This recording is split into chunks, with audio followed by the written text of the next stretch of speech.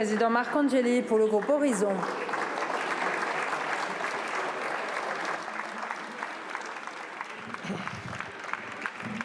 Madame la Présidente, Monsieur le Premier ministre, Mesdames et Messieurs les ministres, mes chers collègues, cela fait précisément 3 mois et 24 jours que nous ne nous sommes pas exprimés publiquement dans cet hémicycle. Si la vie politique a battu son plein cet été, surtout sur les plateaux de télévision, c'est l'action politique qui, en revanche, en a le plus souffert. Je ne cherche pas ici à pointer un ou des responsables, soyons lucides. De cet échec, nous sommes un peu tous comptables. Faute de culture du compromis politique, nous n'avons pas réussi à nous mettre d'accord pour aboutir à un pacte de gouvernement le plus large qui soit. Pendant cette période, les problèmes du pays, eux, n'ont pas été mis entre parenthèses. Les Français, qui se sont massivement déplacés aux urnes lors des dernières élections législatives, attendent des réponses, des résultats, de l'efficacité sur des sujets urgents, leur pouvoir d'achat, la sécurité, la santé, l'éducation, la transition écologique, pour ne citer que cela. Il est urgent d'en finir avec le sentiment trop répandu d'impuissance publique. Il est difficile d'avoir une lecture claire des résultats des dernières élections législatives, puisque, contrairement à ce que j'entends ici ou là, personne ne les a gagnés. Pour autant, s'il y a une certitude, c'est bien celle-ci. Par leur suffrage, les Français ont choisi de confier la stabilité politique et institutionnelle de ce pays aux parlementaires. Il en résulte que la place de l'Assemblée nationale n'a jamais été aussi importante depuis le commencement de la Ve République. Il en va donc de notre responsabilité collective de ne pas tomber dans les affres de la IVe République. Depuis juillet dernier, et je dirais même depuis juin 2022, par les voix d'Édouard Philippe et du groupe que je préside, nous avons fait preuve de constance en appelant systématiquement au rassemblement. Au soir du second tour des élections, prenant acte de la nouvelle composition de l'Assemblée, nous appelions de nouveau à un rassemblement le plus large possible, allant de la droite conservatrice à la gauche social-démocrate. Cet appel à la responsabilité et à l'apaisement d'un pays fracturé est, de mon point de vue, malheureusement resté lettre morte. Je le regrette vivement. Monsieur le Premier ministre, de la constance découle la cohérence et la clarté. Et nous n'avons pas changé d'avis sur les réponses que nous souhaitons apporter aux préoccupations exprimées par les Françaises et les Français.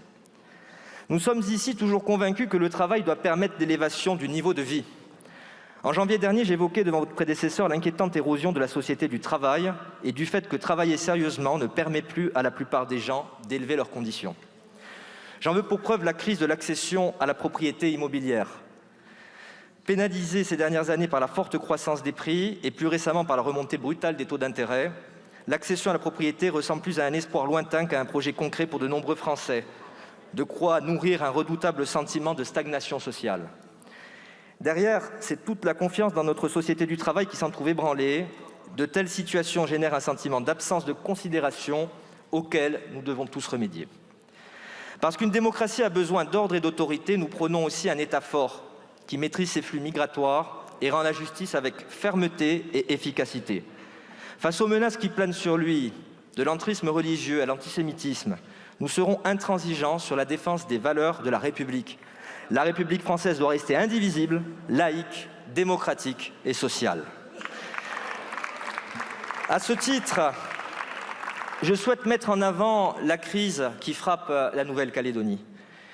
Toujours en cours pour nos concitoyens du Caillou, malgré sa relative disparition des gros titres de la presse. Vous le savez, c'est un sujet qui nous tient à cœur chez Horizon et c'est aussi une crise de sécurité intérieure. Je me réjouis, Monsieur le Premier ministre, que vous vous saisissez pleinement de cette question capitale, tout comme il faudra s'occuper du reste de nos départements et territoires d'outre-mer. Je pense aux Antilles et aussi à Mayotte, qui a depuis trop longtemps subi une crise sans précédent. Pour notre justice, pour qu'elle soit forte et armée, nous le savons, des travaux ont déjà été réalisés et ils n'attendent qu'à être proposés à cette Assemblée. Je profite de l'occasion qui m'est donnée de rappeler que la lutte contre les trafics, contre le crime organisé, doivent aujourd'hui être pris à bras-le-corps par l'action gouvernementale. Je parle de l'aménagement du statut de repenti. Je parle de doter la justice de moyens supplémentaires pour lutter contre ces crimes organisés qui ne cessent de gangréner nos quartiers et qui, parfois, dans certains pays voisins, mettent en péril le fait démocratique. Parce que notre pays ne pourra pas affronter les défis à venir sans rebâtir un système de santé fiable et fonctionnel. Nous faisons de l'accès aux soins pour tous une priorité.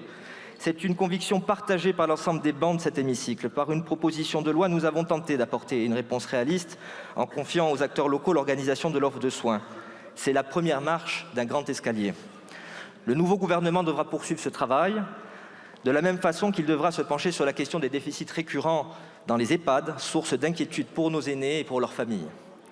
Monsieur le Premier ministre, vous avez récemment annoncé votre souhait de faire de la santé mentale une grande cause nationale. Je veux vous dire que c'est une cause que mon groupe soutient pleinement.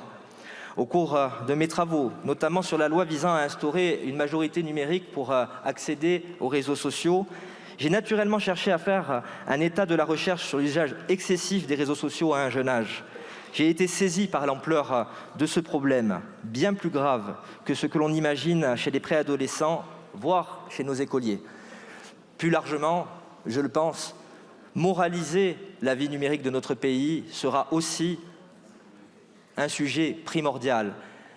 Certes, en connexion avec les politiques européennes qui ont été décidées il y a peu, mais de mon point de vue et du point de vue de beaucoup, il faudra aller plus loin.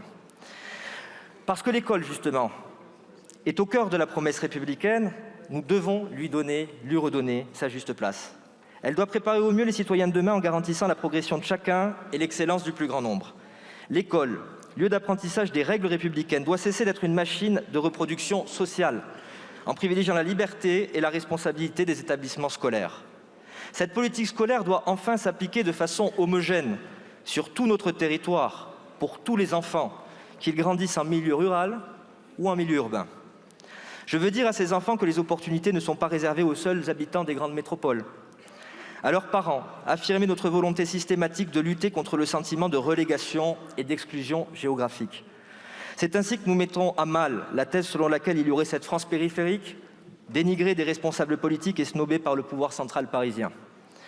Le groupe Horizon et Indépendants, dans la composition, témoigne d'une diversité des parcours et de l'implantation géographique, ne peut consentir à une telle vision binaire de notre système scolaire et de notre système tout court. Je suis convaincu que des majorités existent dans cet hémicycle, au cas par cas, sur les grands chantiers que je viens de citer. Je le dis avec solennité, il y a urgence à agir. Le blocage du pays, rythmé par des esclandres et invectives quotidiennes, est un luxe que nous ne pouvons pas nous permettre. Agir dans l'intérêt général, donc avec pragmatisme et sans ambition démesurée, compte tenu des rapports de force politiques inédits sur ces bancs, sans quoi nous exposons le pays et les Français, de notre point de vue, à de grands dangers. Le premier danger qui nous guette, c'est bien entendu l'examen imminent des budgets de l'État et de la sécurité sociale par les deux chambres parlementaires.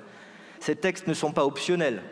Ils doivent être votés dans les délais imposés par notre Constitution.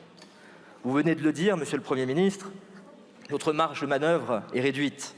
Le risque est à terme de ne plus avoir les mains libres sur notre destin financier.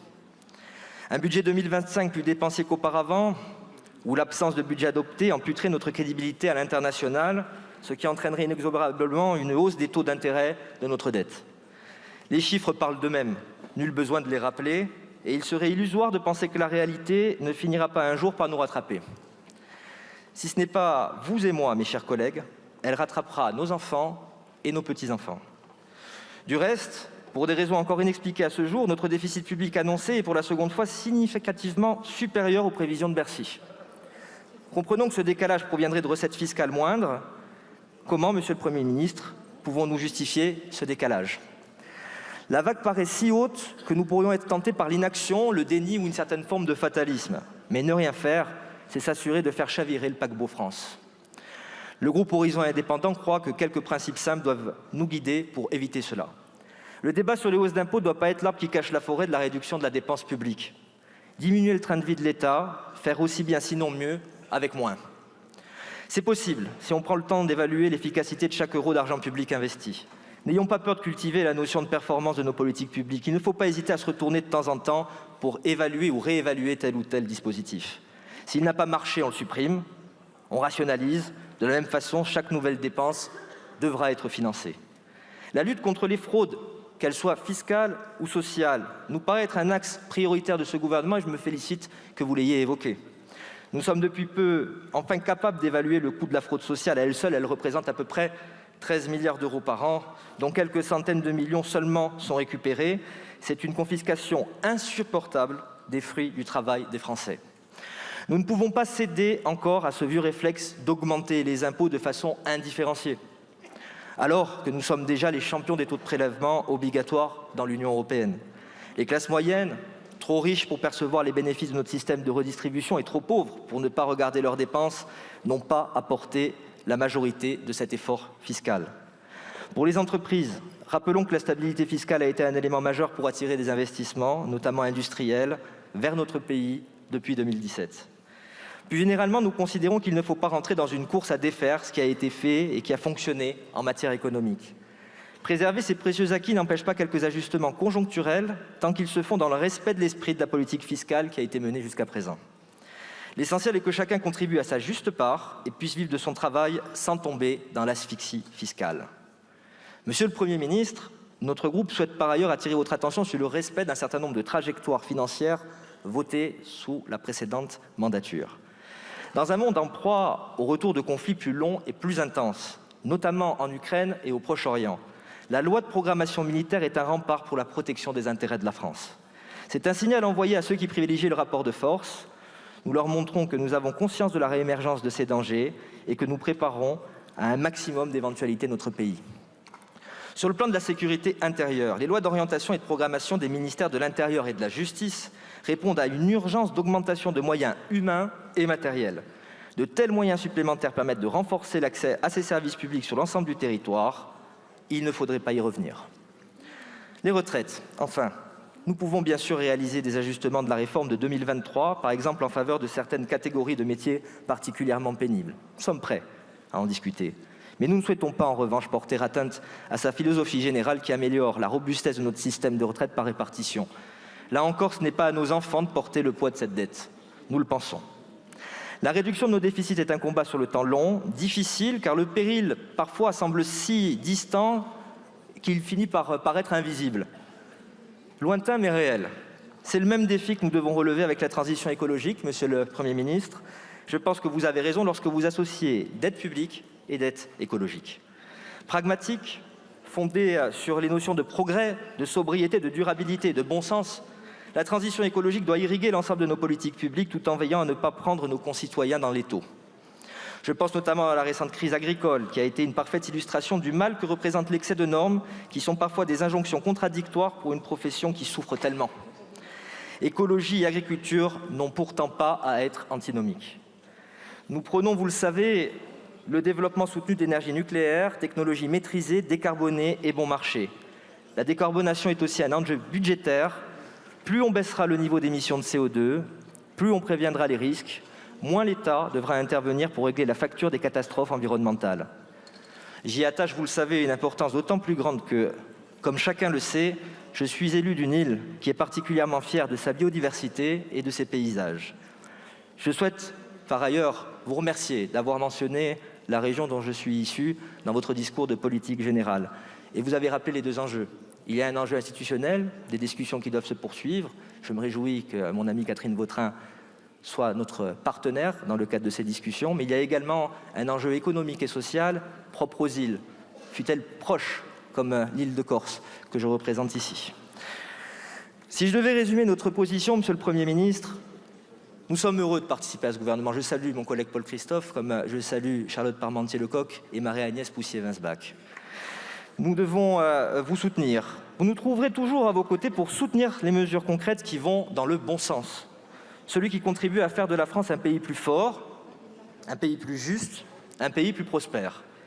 Vous nous trouverez également au rendez-vous pour accepter les mesures qui ne tournent pas viscéralement le dos à nos convictions. L'art du compromis et du consensus doit, à mon avis, s'investir dans cet hémicycle et dans cette mandature. Enfin, si d'aventure, et cela peut arriver, nous étions en opposition à certaines propositions, ne doutez pas non plus de notre sincérité, mais également de notre modération, pour vous le dire. Il nous semble que ce triptyque est la seule configuration qui va nous permettre de faire face au temps incertain, confus, parfois instable, qui nous guette. Je vous remercie. Merci beaucoup, Monsieur le Président. La parole est à présent à Monsieur le Président